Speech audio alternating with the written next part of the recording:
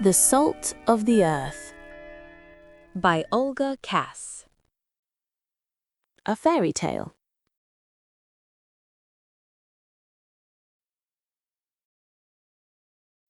In a certain kingdom, the people lived very well. Their homes were filled with abundance, and their hearts with joy. In gratitude for a service once rendered, the Lord of the Underworld showed the ancestor of the current king the way to a hidden cave, deep within the forest. There the people mined salt, snow-white and pure. They filled sacks with it and hauled them away on carts. They sold the salt to neighboring lands and received gold in return. Thanks to this, the country grew rich, and the power of the royal dynasty increased.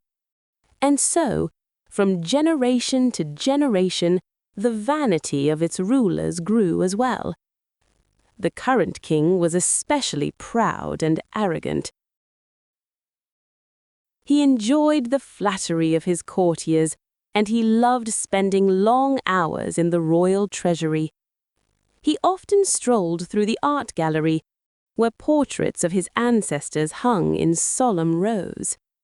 He studied their dignified faces, the exquisite adornments of their garments, and marveled at the fine stitching and inlays of precious stones. And then, one day, he noticed a detail he had never seen before. In the portrait, the founder of the dynasty, the first king, held in his open hand not royal regalia symbolizing power, not a scroll or parchment indicating wisdom or law, nor a sword proving his fearlessness and invincibility, but a simple little leather pouch. What treasure was inside, and where was the pouch now? The king summoned his historians and questioned the elders, but no one could give an answer. So he announced a reward for whoever could solve the riddle. To his surprise, one of the young servants stepped forward. "I often have the honor of dusting the portrait of His Highness the First King," he said, "and I noticed a symbol on the pouch, a circle crossed by a horizontal line. The same symbol is carved into the slab beneath the portrait." The king immediately ordered the masons to be brought in. "If your guess proves true," he said, "you will receive much gold from me." "Oh, your majesty," the servant bowed low, "I ask for a different reward. What do you desire?" "Allow me to work in your royal library." "A strange request. So you prefer the dust of books to gold. From dust you came, and to dust you shall return. So be it. Now, what of the masons?" "They have already removed the slab, your majesty, and found a niche behind it," reported the steward. The king hurried to the gallery. A guard stood watch as a servant reached into the darkness, felt around and drew out the long-awaited, cobweb-covered pouch and handed it to the king with a bow. The king untied the leather cord and poured the contents into his palm. Disappointment clouded his face. "What is this?" he cried, staring at the white grains. "Poison? You, taste it." The young servant obeyed, though he trembled. "It is salt, my king," he said. "Salt," the king scoffed. He tasted it himself. "Salt, nothing but salt. And this is my ancestors' treasure? Salt which can be found in any kitchen? Salt that in our kingdom fills even the pockets of the poor? This is some kind of foolish joke."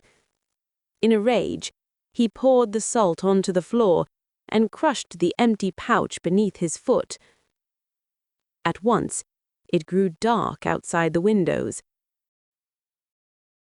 Thunder boomed, and a great gust of wind swept through the palace, burst into the gallery, and extinguished every candle. The courtiers screamed and fled in panic. Only the king remained, for it did not befit a ruler to show fear. When the people returned, they found him lying unconscious upon the floor. Around him lay a strange golden dust, glittering in the candlelight. "It is gold," someone exclaimed, "but where did it come from?" "It is a curse," the king murmured faintly. "A curse?" the people repeated, not understanding, for his majesty was delirious. They carried him to his bed and sent for a doctor. Yet news of his words spread quickly, and soon strange things began to happen throughout the land. Salt vanished everywhere. In its place, golden sand filled granaries, kitchens, and storehouses. At first, the people rejoiced. "What kind of curse is this?" they laughed. "Salt has turned into gold. It is a miracle. We are the richest in the world. We must weigh and count it all." But their joy did not last long. Food without salt proved tasteless. The women began to wring their hands, and the cooks wept. "How are we to cook without salt? What will become of our supplies? Without it, everything will spoil." And everybody rushed to the salt cave, but the path leading to it had vanished. "Take the gold, travel and buy salt abroad," ordered the king, having regained his composure. But nothing came of it. Whenever salt crossed the kingdom's borders, it turned back into gold. Food began to spoil, and people grew weak. Hunger and sickness spread. Many began to leave the country. "We will take the gold with us and begin a new life elsewhere," they said. Yet even far and wide beyond the kingdom, gold soon lost its value, for all people needed salt, and its source had vanished. The royal palace, too, grew empty. No one wished to be paid in gold that could buy nothing. At last, even the queen announced her departure. "We are going to my father's," she told the king. "My son does not need a poor country as his inheritance, and it is not fitting for us to live on such fare. Farewell." "I have neither wife nor son," the king cried after them in despair. "Let the crown go to the first man I meet." With that, he threw the crown to the floor and fell down dead. The golden circlet rolled with a hollow sound across the stone floor of the deserted throne room and came to rest at the feet of a young servant, the very one who had chosen the dust of books. "And what am I to do with it?" he wondered, lifting the crown. "Here is the symbol of power for which many would sell their souls, and now it means nothing, and is needed by no one." Then he said, "I must save our country. I must lift the curse." And with these words, he walked through the empty halls towards the marble staircase leading to the gallery. There he approached the portrait of the first king. "Your Majesty," he said, "the descendant who so cruelly offended you is dead. Allow me to ask forgiveness on his behalf.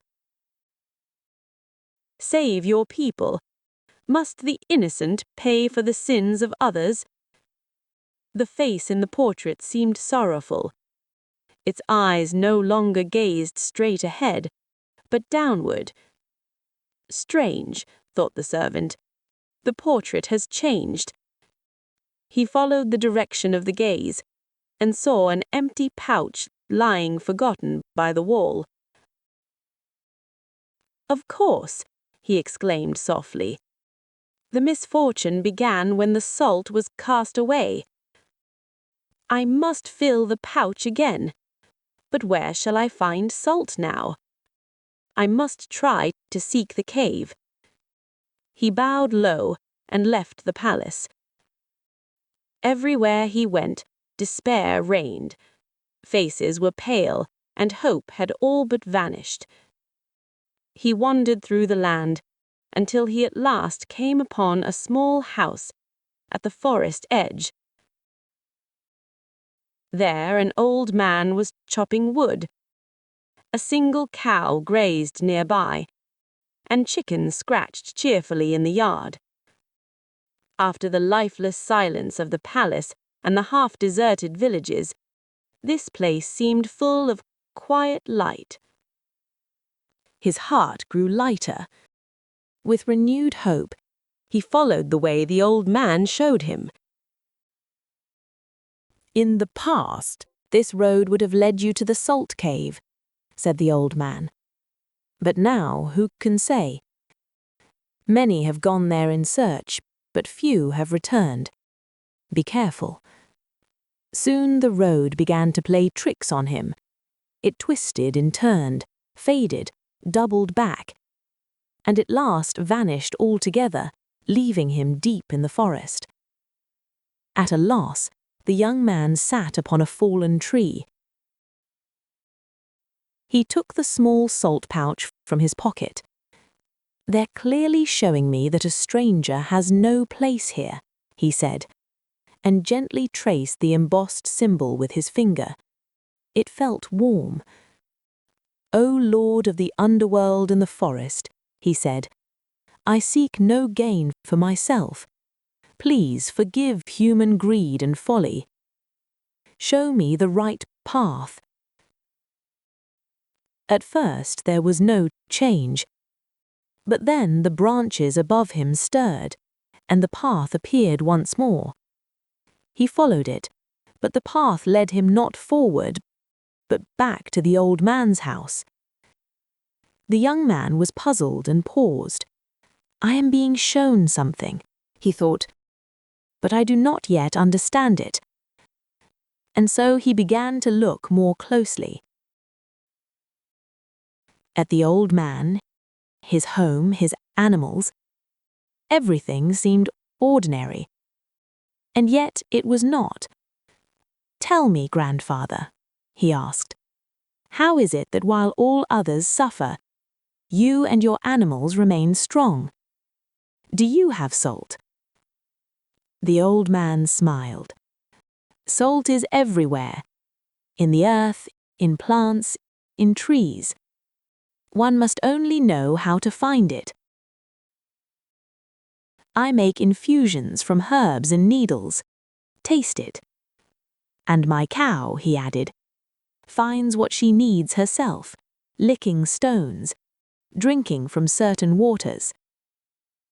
Why have you never told this to anyone?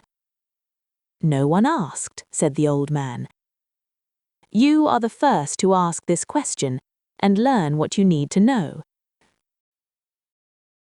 The young man thought for a moment, thanked him and hurried back to the palace, to the royal library. There he read tirelessly and learned that the circle crossed by a line is the sign of salt and signified earth and stability. He learned that salt is the foundation of the material world, uniting all things through dissolution and crystallization. Dissolution and crystallization. That is it, he cried. That is what will save us.